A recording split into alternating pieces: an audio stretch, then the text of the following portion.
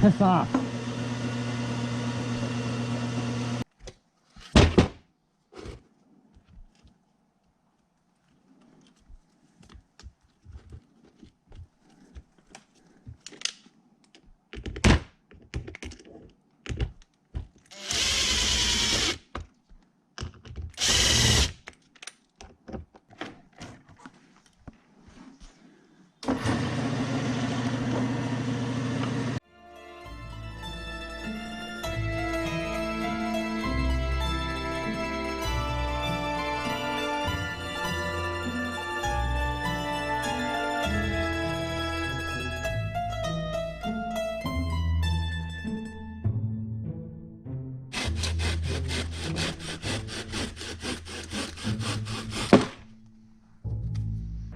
It's very wet, so I'll let it dry out a bit. It's so punky.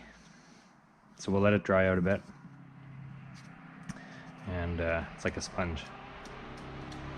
And then I'll put it on the Spinner 2000 and I'll coat it with resin.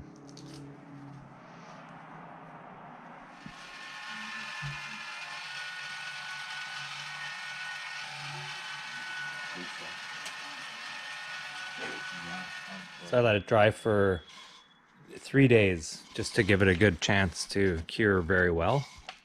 And it's soaked up. Look at that, it's soaked up almost everything. There's a few glossy spots where there was a bit of wood left. This is funny.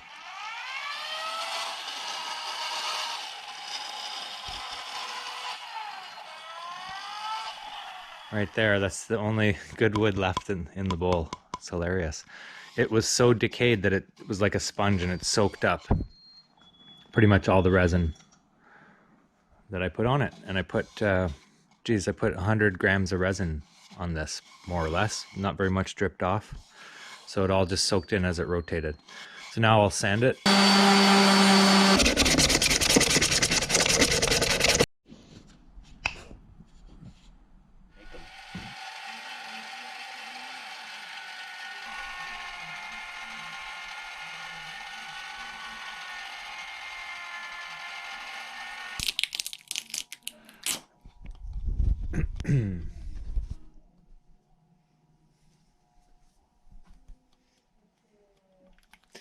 Looks awesome, except for there's some bare spots still, so it's going to need another coat.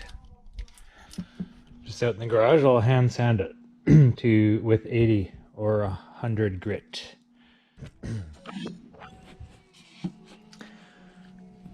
This time I'm gonna take some 150 now. I'm just gonna sand it with my rubber gloves on, so that I don't I get one more micro layer or whatever off, and any grease that was on my hands or anything like that is gone.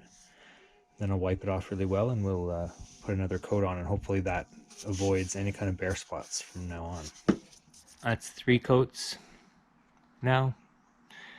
48 hours drying time on the last coat, so I'm sure it's nice and hard. And it looks awesome. It looks great, and it's super uniform.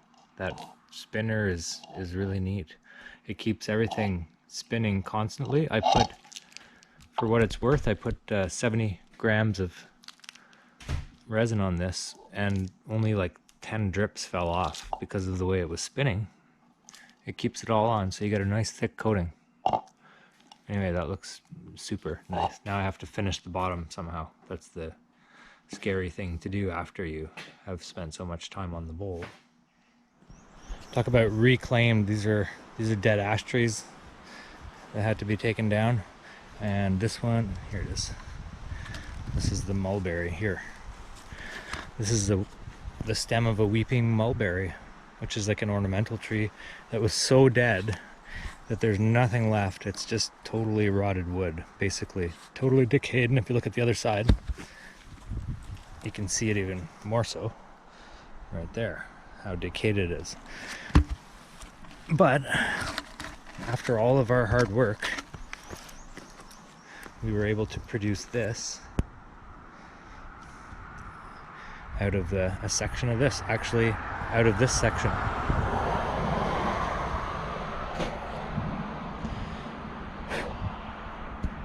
This came out of here, right? This section right here, and actually like this is how it came out. That's how it turned out. Anyway, so rotten wood, super rotten wood, still makes beautiful bowls. Now comes the scary part, is trying to get rid of this so that it's finished properly. And the only thing I can think of, I kind of screwed it up. Normally you'd take that off on the lathe, turn that off, and then just finish the bottom.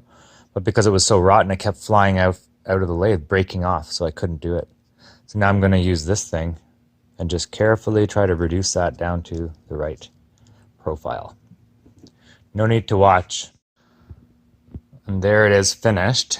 I did use that for a bit, but I spent most of the time actually painstakingly, knuckle-bitingly, or lip biting, I guess, because I was using both hands, grinding it away on this corner of the belt sander. It's so punky I could barely get my wood burner to write legibly because it just bleeds in there. Burns way too much. Anyway, you can read it. Weeping Mulberry 2021. My initials are a bit sketchy, but that's okay.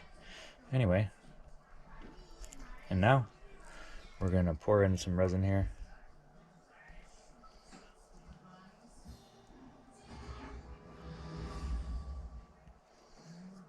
I want to fill in that space. Careful not to send the resin over the edge.